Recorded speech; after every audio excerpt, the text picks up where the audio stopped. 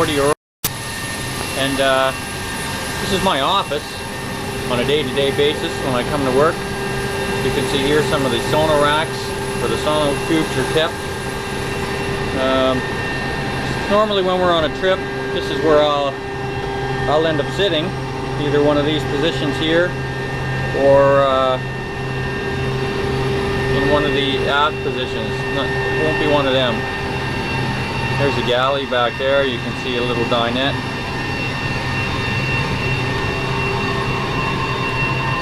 The oven. Little countertop kitchenette. Another place back here to sleep. I'll sleep there on trips every once in a while. And here's the our little dinette where we end up eating. Well, we'll make our way up to the front of the aircraft.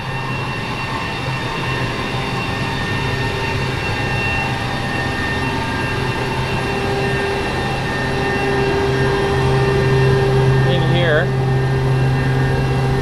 we're about midway up the aircraft. Here's, I don't know if you'll end up seeing it or not, over wing exit. Can you find the light? The lights for here? I think it's on that station there, isn't it? It's got Al coerced into doing this with me. You can see some of the, there we go.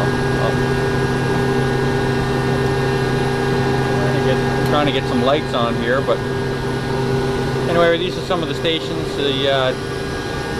This would be the TAC nav. Up here we got the observers. I really don't do anything in this station. We just generally walk by this. My area that I work in is right up here.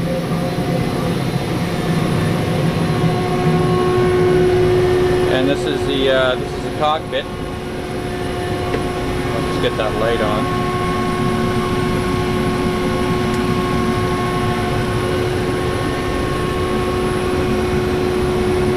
See all the instrumentation, 4-engine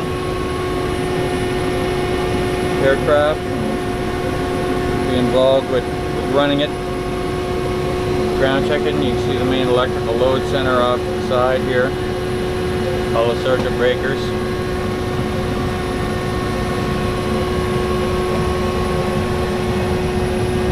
Some of the panels up top.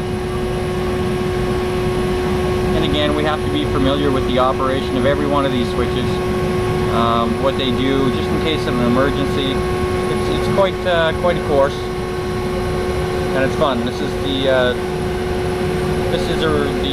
the fun part about being an engine tech here in Greenwood, is that you actually get to run the aircraft. I'm going to go into the shot now. I'll give the camera to Al, and I'll just show you a few things.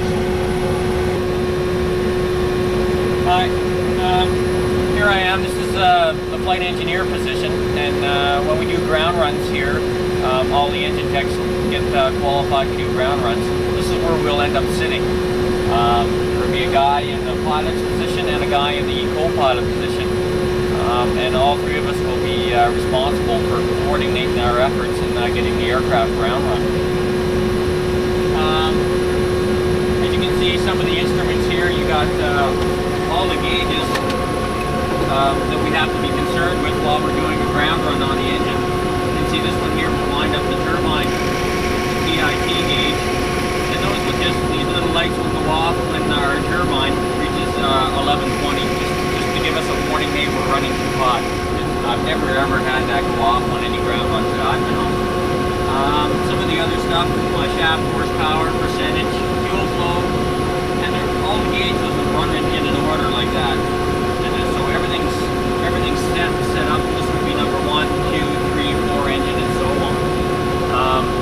I'll show you some of these. Like, you got all of these lights tell me a particular thing on the engine. You got generator, chips light, oil hot, and then all of these lights here will indicate something else too. And you got to know what they are and what you do in case you get a light. You know.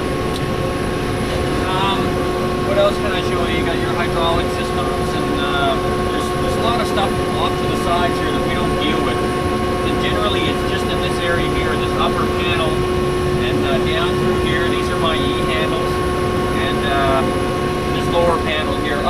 about here. After that, it's just radios and a lot of navigation stuff. One big area of concern is this right here. Each engine has an E-handle, and if you get a fire or if you want to stop the engine, you just pull this handle out. I could pull it out now, but we'll end up feathering an engine. But they come out quite easy, and they come out to about here. This set of lights here, you'll see, I'll just activate them. If you ever get one of those, that's a fire warning. I'll just lock it out here. It's a fire warning. It tells you that there's a fire on that engine, and then you would E-handle it, and that right in here, right in behind the E-handle, you got a fire button. You would fire that, and hopefully that would put the fire out. Each engine's got a power lever, power lever, and there's one for the pilot, co-pilot, but I end up running. This position here controls everything on the whole aircraft. And again, some of my other systems, that's basically it, air conditioning and stuff like that. It's not too important, but